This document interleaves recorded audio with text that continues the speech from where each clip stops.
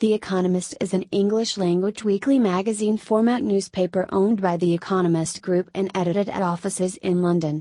Continuous publication began under its founder James Wilson in September 1843. In 2015, its average weekly circulation was a little over 1.5 million, about half of which were sold in the United States. Pearson plc held a 50% shareholding via the Financial Times Limited until August 2015. At that time, Pearson sold their share in The Economist. The Agnelli family's ex-or paid £287 million to raise their stake from 4.7% to 43.4%, while The Economist paid £182 million for the balance of 5.04 meters shares, which will be distributed to current shareholders. Aside from the Agnelli family, smaller shareholders in the company include Cadbury, Rothschild, 21%, Schroeder, Leighton and other family interests, as well as a number of staff and former staff shareholders. A board of trustees formally appoints the editor, who cannot be removed without its permission. Although The Economist has a global emphasis and scope, about 2/3 of the 75 staff journalists are based in the London Borough of Westminster. For the year to March 2016, The Economist Group declared operating profit of £61 million. The Economist takes an editorial stance of classical and economic liberalism that supports free trade, globalization, free immigration and cultural liberalism, such as supporting legal recognition for same-sex marriage or drug liberalization. The publication has described itself as the product of the Caledonian liberalism of Adam Smith and David Hume. It claims an audience containing many influential executives and policymakers. The publication's CEO described this recent global change, which was first noticed in the 1990s and accelerated in the beginning of the 21st century, as a new age of mass intelligence. History. The Economist was founded by the British businessman and banker James Wilson in 1843, to advance the repeal of the Corn Laws, a system of import tariffs. A prospectus for the newspaper from August 5, 1843 enumerated 13 areas of coverage that its editors wanted the publication to focus on. Original leading articles, in which free trade principles will be most rigidly applied to all the important questions of the day. Articles relating to some practical, commercial, agricultural, or foreign topic of passing interest, such as foreign treaties. An article on the elementary principles of political economy, applied to practical experience, covering the laws related to prices, wages, rent, exchange, revenue and taxes. Parliamentary reports, with particular focus on commerce, agriculture and free trade. Reports and accounts of popular movements advocating free trade. General news from the Court of St. James's, the metropolis, the provinces, Scotland, and Ireland.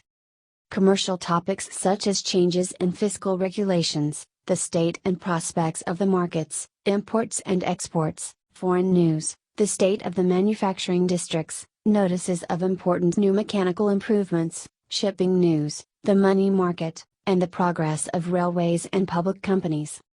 Agricultural topics, including the application of geology and chemistry, notices of new and improved implements, state of crops, markets, prices, foreign markets and prices converted into English money, from time to time, in some detail, the plans pursued in Belgium, Switzerland, and other well-cultivated countries. Colonial and foreign topics, including trade, produce, political and fiscal changes, and other matters, including exposes on the evils of restriction and protection, and the advantages of free intercourse and trade. Law reports, confined chiefly to areas important to commerce, manufacturing, and agriculture.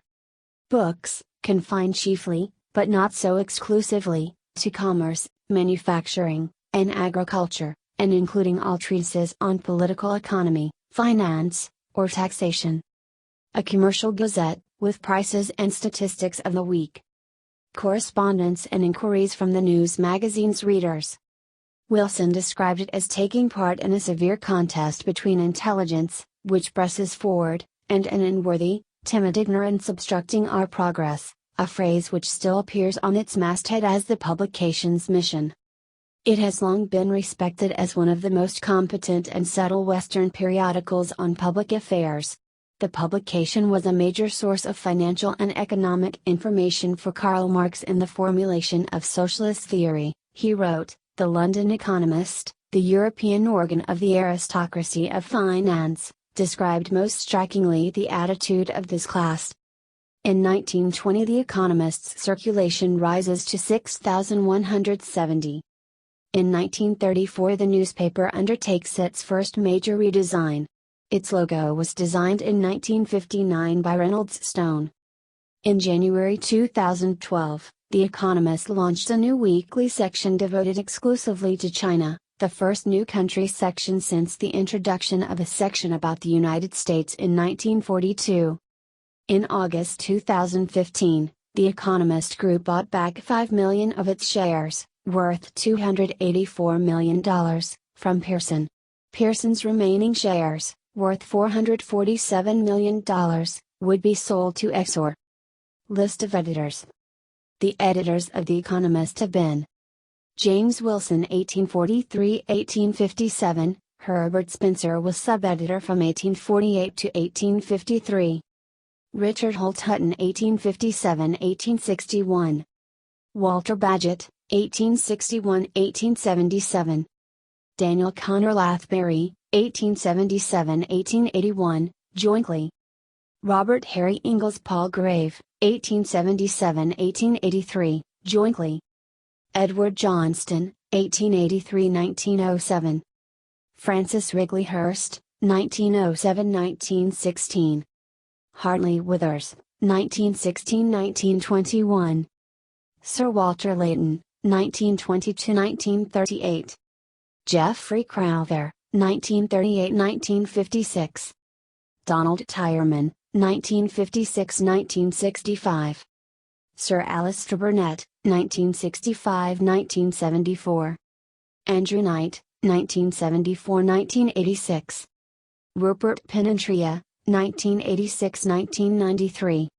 Bill Emmett, 1993-2006. John Micallef, 2006-2014. Zenny Minton Beddoes, 2015-present. Opinions. When the news magazine was founded, the term economism denoted what would today be termed economic liberalism. The Economist generally supports free trade, globalization, and free immigration. The activist and journalist George Monbiot has described it as neoliberal while occasionally accepting the propositions of Keynesian economics were deemed more reasonable. The news magazine favors a carbon tax to fight global warming. According to one former editor, Bill Emmett, The Economist's philosophy has always been liberal, not conservative. Individual contributors take diverse views. The Economist favors the support, through central banks, of banks and other important corporations. This principle can, in a much more limited form, be traced back to Walter Bagehot, the third editor of The Economist, who argued that the Bank of England should support major banks that got into difficulties. Karl Marx deemed The Economist the European organ of the aristocracy of finance. The news magazine has also supported liberal causes on social issues such as recognition of gay marriages, legalization of drugs, criticizes the U.S. tax model, and seems to support some government regulation on health issues, such as smoking in public, as well as bans on spanking children. The Economist consistently favors guest worker programs, parental choice of school, and amnesties, and once published an obituary of God.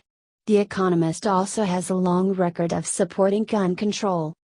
The Economist has endorsed the Labour Party in 2005, the Conservative Party in 2010 and 2015, and the Liberal Democrats in 2017, at general election time in Britain, and both Republican and Democratic candidates in the United States. Economist.com puts its stance this way. What, besides free trade and free markets, does The Economist believe in? It is to the radicals that The Economist still likes to think of itself as belonging. The extreme center is the paper's historical position. That is as true today as when Crowther, Geoffrey, Economist editor 1938-1956, said it in 1955. The Economist considers itself the enemy of privilege, pomposity and predictability. It has backed conservatives such as Ronald Reagan and Margaret Thatcher. It has supported the Americans in Vietnam. But it has also endorsed Harold Wilson and Bill Clinton, and espoused a variety of liberal causes, opposing capital punishment from its earliest days, while favoring penal reform and decolonization, as well as more recently gun control and gay marriage. The Economist frequently accuses figures and countries of corruption or dishonesty. In recent years, for example, it criticized Paul Wolfowitz, World Bank President, Silvio Berlusconi, Italy's Prime Minister, who dubbed it the Eco-Communist, Laurent Desire Kabila, the late President of the Democratic Republic of the Congo, Robert Mugabe, the former head of government in Zimbabwe, and, recently, Cristina Fernandez de Kirchner, the President of Argentina.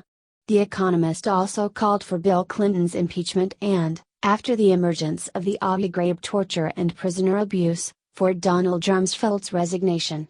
Though The Economist initially gave vigorous support for the US-led invasion of Iraq, it later called the operation bungled from the start and criticized the almost criminal negligence of the Bush administration's handling of the war, while maintaining, in 2007, that pulling out in the short term would be irresponsible.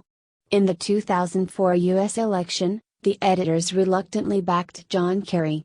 In the 2008 US election, The Economist endorsed Barack Obama, while using the front cover of the issue published on the eve of the election to promote his candidacy. In the 2012 US election, Barack Obama was again endorsed. The editorial said that they preferred Obama on the economy, foreign policy and health care, but criticized him for running a negative campaign against Romney and for a poor appreciation of commerce.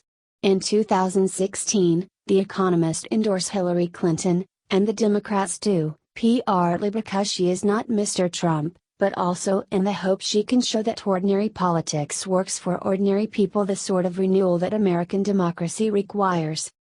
In an editorial marking its 175th anniversary, The Economist criticized adherents to liberalism for becoming too inclined to protect the political status quo rather than pursue reform. The paper called on liberals to return to advocating for bold political, economic and social reforms, protecting free markets, land and tax reform in the tradition of Georgism, open immigration, a rethink of the social contract with more emphasis on education, and a revival of liberal internationalism. Tone and voice.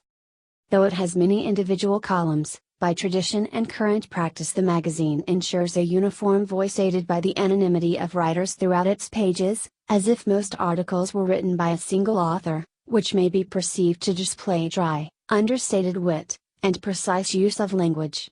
The Economist has traditionally, albeit not always consistently, persisted in referring to itself as a newspaper, rather than a news magazine, due to the gradual pace of its transformation in format from newsprint to glossy color. Articles were printed on the front page into the 1950s, in addition to its general focus on current affairs as opposed to specialist subjects. The Economist's treatment of economics presumes a working familiarity with fundamental concepts of classical economics. For instance, it does not explain terms like invisible hand, macroeconomics, or demand curve, and may take just 6 or 7 words to explain the theory of comparative advantage. Articles involving economics do not presume any formal training on the part of the reader and aim to be accessible to the educated layman. It usually does not translate short French and German quotes or phrases. It does describe the business or nature of even well-known entities, writing, for example, Goldman Sachs, an investment bank. The Economist is known for its extensive use of wordplay, including puns, allusions, and metaphors, as well as alliteration and assonance, especially in its headlines and captions. This can make it difficult to understand for those who are not native English speakers. Editorial anonymity. Articles often take a definite editorial stance and almost never carry a byline. Not even the name of the editor, since 2015, Zeni Menton-Bedos, is printed in the issue. It is a long-standing tradition that an editor's only sign article during their tenure is written on the occasion of their departure from the position. The author of a piece is named in certain circumstances, when notable persons are invited to contribute opinion pieces, when journalists of The Economist compile special reports, previously known as surveys, for the Year in Review Special Edition, and to highlight a potential conflict of interest over book review. The names of The Economist editors and correspondents can be located on the media directory pages of the website. Online blog pieces are signed with the initials of the writer, and authors of print stories are allowed to note their authorship from their personal websites. This approach is not without its faults. We have 4 staff members with the initials JP, for example, but is the best compromise between total anonymity and full bylines, in our view, wrote one anonymous writer of The Economist. The editors say this is necessary because collective voice and personality matter more than the identities of individual journalists and reflects a collaborative effort. In most articles, authors refer to themselves as your correspondent or this reviewer. The writers of the titled opinion columns tend to refer to themselves by the title, hence, a sentence in the Lexington column might read Lexington was informed. The American author Michael Lewis has criticized the magazine's editorial anonymity, labeling it a means to hide the youth and inexperience of those writing articles. In 1991, Lewis quipped, "The magazine is written by young people pretending to be old people. If American readers got a look at the pimply complexions of their economic gurus, they would cancel their subscriptions in droves." Although individual articles are written anonymously, there is no secrecy over who the writers are, as they are listed on The Economist's website, which also provides summaries of their careers and academic qualifications. John Ralston Saul describes The Economist as a magazine which hides the names of the journalists who write its articles in order to create the illusion that they dispense disinterested truth rather than opinion. This sales technique, reminiscent of pre-Reformation Catholicism, is not surprising in a publication named after the social science most given to wild guesses and imaginary facts presented in the guise of inevitability and exactitude. That it is the Bible of the corporate executive indicates to what extent received wisdom is the daily bread of a managerial civilization. Circulation. Each of The Economist issues' official date range is from Saturday to the following Friday. The Economist posts each week's new content online at approximately 2100 Thursday evening UK time, ahead of the official publication date. In 1877, the publication's circulation was 3,700, and in 1920 it had risen to 6,000. Circulation increased rapidly after 1945, reaching 100,000 by 1970. Circulation is audited by the Audit Bureau of Circulations, ABC. From around 30,000 in 1960 it has risen to near 1 million by 2000 and by 2016 to about 1.3 million. Sales inside North America were in 2007 around 54% of the total, with sales in the UK making up 14% of the total and continental Europe 19%. The Economist claims sales, both by subscription and at newsagents, in over 200 countries. Of its American readers, 2 out of 3 earn more than $100,000 a year. The Economist once boasted about its limited circulation. In the early 1990s it used the slogan "The Economist not read by millions of people." "Never in the history of journalism has so much been read for so long by so few," wrote Jeffrey Crowther, a former editor. The Economist Newspaper Limited is a wholly owned subsidiary of the Economist Group. The publications of the group include the CFO brand family as well as the annual The World In, The Lifestyle bi-monthly 1843, European Voice, and Roll Call. Sir Evelyn Roberts a Rothschild was chairman of the company from 1972 to 1989. Letters. The Economist frequently receives letters from senior business people, politicians, ambassadors, and from spokespeople for various government departments, non-governmental organizations and lobbies. Well-written or witty responses from anyone are considered, and controversial issues frequently produce a torrent of letters. For example, the Survey of Corporate Social Responsibility, published January 2005, produced largely critical letters from Oxfam, the World Food Programme, United Nations Global Compact, the chairman of BT Group, an ex-director of Shell and the UK Institute of Directors. Many of the letters published are critical of its stance or commentary. After The Economist ran a critique of Amnesty International and human rights in general in its issue dated March 24, 2007, its letters page ran a vibrant reply from Amnesty, as well as several other letters in support of the organization, including one from the head of the United Nations Commission on Human Rights. Rebuttals from officials within regimes such as the Singapore government are routinely printed, to comply with local right of reply laws without compromising editorial independence. It is extremely rare for any comment by The Economist to appear alongside any published letter. Letters published in the news magazine are typically between 150 and 200 words long, and begin with the salutation Sir until the editorship of Cindy Minton Beddoes, the first female editor. They now have no salutation. Previous to a change in procedure, all responses to online articles were usually published in the inbox. Comments can now be made directly under each article. Features. The Economist's primary focus is world events, politics and business, but it also runs regular sections on science and technology as well as books and the arts. Approximately every 2 weeks, the publication includes an in-depth special report, previously called Surveys, on a given topic.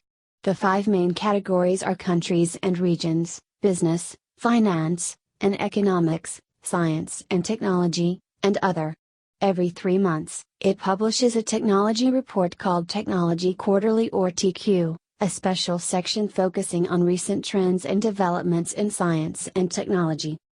Since July 2007, there has also been a complete audio edition of the news magazine available 9 p.m. London time on Thursdays.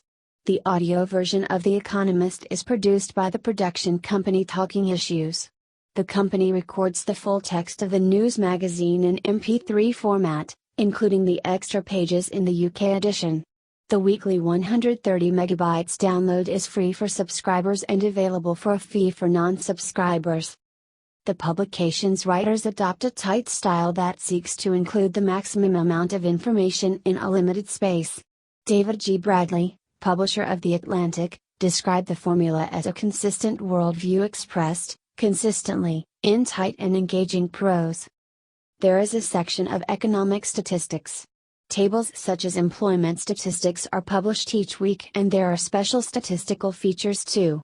It is unique among British weeklies in providing authoritative coverage of official statistics, and its rankings of international statistics have been decisive. In addition, The Economist is known for its Big Mac Index, which it first published in 1986, which uses the price of the hamburger in different countries as an informal measure of the purchasing power of currencies. The publication runs several opinion columns whose names reflect their topic. Analects, China, named after the Analects, a collection of Confucian sayings. This column was established in February 2012, and was later discontinued in November 2014 and replaced by online China coverage. Babbage, Technology, named for the inventor Charles Babbage, this column was established in March 2010 and focuses on various technology-related issues. Bagehot, Britain, named for Walter Bagehot, 19th-century British constitutional expert and early editor of The Economist. From July 2010 until June 2012 it was written by David Rennie. Since April 2017 it has been written by Adrian Wooldridge. Banyan, Asia, named for the banyan tree, this column was established in April 2009 and focuses on various issues across the Asian continent, and is written by Dominic Ziegler. Baobab, Africa and Middle East, named for the baobab tree, this column was established in July 2010 and focuses on various issues across the African continent. Bartleby, Work and Management, named after the titular character of a Herman Melville short story, this column was established in May 2018. Bello, Latin America, named for Andrés Bello, a Venezuelan diplomat, poet, legislator and philosopher, who lived and worked in Chile. The column was established in January 2014 and is written by Michael Reed. Buttonwood, Finance, named for the buttonwood tree where early Wall Street traders gathered. Until September 2006 this was available only as an online column, but it is now included in the print edition. It is written by Philip Kahn. Chagwan, China, named for Chagwan, the traditional Chinese tea houses in Chengdu. This column was established on September 13, 2018.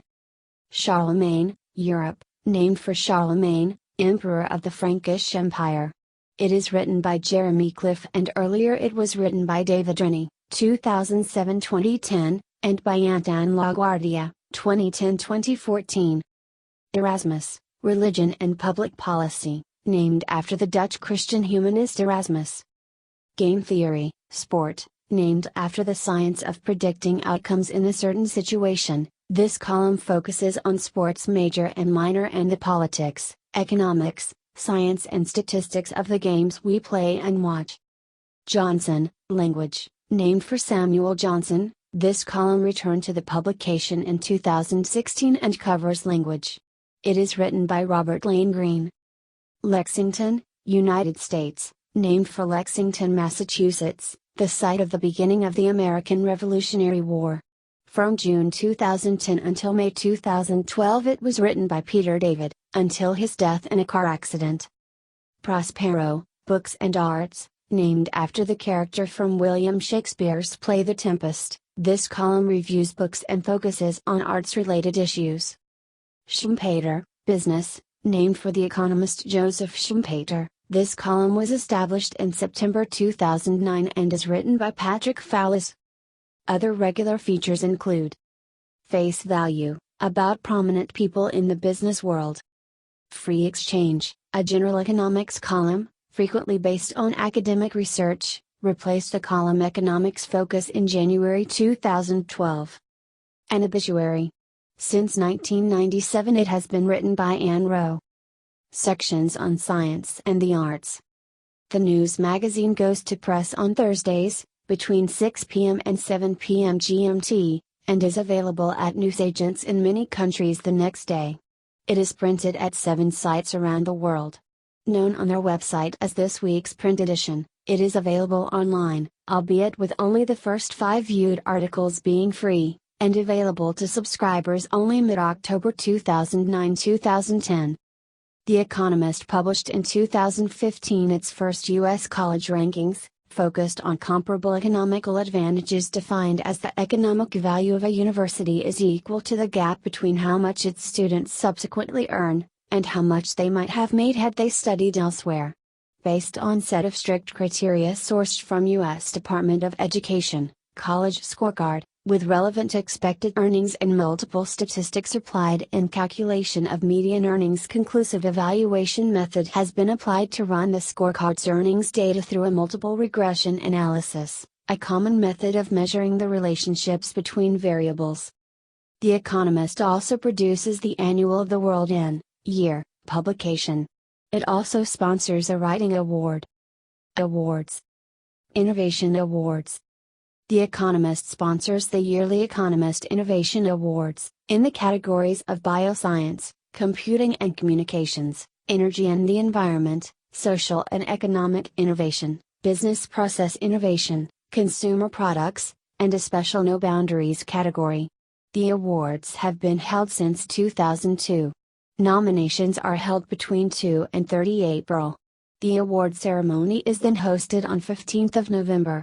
Choices are based on the following factors: how much revenue their innovation has made their company or its economic impact on a specific good cause or society in general, the effect their work has had on the marketplace, or if it's created a whole new marketplace altogether, the impact their innovation has had on a new type of science or technology. Writing Prize. In 1999, The Economist organized a global futurist writing competition, The World in 2050. Co-sponsored by Royal Dutch Shell, the competition included a first prize of $20,000 and publication in The Economist's annual flagship publication, The World in. Over 3,000 entries from around the world were submitted via a website set up for the purpose and at various Royal Dutch Shell offices worldwide. The judging panel included Bill Emmett, Esther Dyson, Sir Mark Moody Stewart, then chairman of Royal Dutch Shell, and Matt Ridley, a British scientist and member of the House of Lords. Censorship. Sections of The Economist criticizing authoritarian regimes are frequently removed from the magazine by the authorities in those countries.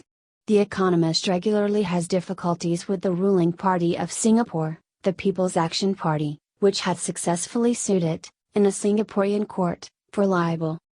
Like many other publications, The Economist is subjected to censorship in India whenever it depicts a map of Kashmir. The maps are stamped by Indian customs officials as being neither correct, nor authentic. Issues are sometimes delayed, but not stopped or seized. On June 15, 2006, Iran banned the sale of The Economist when it published a map labeling the Persian Gulf simply as Gulf, a choice that derives its political significance from the Persian Gulf naming dispute.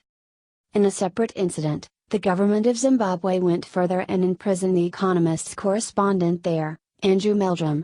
The government charged him with violating a statute on publishing untruth for writing that a woman was decapitated by supporters of the ruling Zimbabwe African National Union Patriotic Front Party. The decapitation claim was retracted and allegedly fabricated by the woman's husband. The correspondent was later acquitted, only to receive a deportation order. On August 19, 2013, The Economist disclosed that the Missouri Department of Corrections had censored its issue of June 29, 2013. According to the letter sent by the department, prisoners were not allowed to receive the issue because 1. It constitutes a threat to the security or discipline of the institution, 2. May facilitate or encourage criminal activity, or 3. May interfere with the rehabilitation of an offender. Criticism, accusation and praise. In 1991, James Fallows argued in the Washington Post that The Economist used editorial lines that contradicted the news stories they purported to highlight. In 1999, Andrew Sullivan complained in the New Republic that it uses marketing genius to make up for deficiencies in analysis and original reporting, resulting in a kind of Reader's Digest for America's corporate elite. Although he acknowledged that the magazine's claim about the dot-com bubble bursting would probably be accurate in the long run, the bubble burst in the U.S. market 2 years later. Sullivan pointed out that the magazine greatly exaggerated the danger the U.S. economy was in after the Dow Jones fell to 7,400 during the 1998 Labor Day weekend. He also said that The Economist is editorially constrained because so many scribes graduated from the same college at Oxford University, Magdalen College. The Guardian wrote that its writers rarely see a political or economic problem that cannot be solved by the trusted three-card trick of privatization, deregulation and liberalization. In 2005, the Chicago Tribune named it the best English-language magazine, noting its strength in international reporting where it does not feel moved to cover a faraway land only at a time of unmitigated disaster, and that it kept a wall between its reporting and its more conservative editorial policies. In 2008, John Meacham, former editor of Newsweek and a self-described fan, criticized The Economist's focus on analysis over original reporting.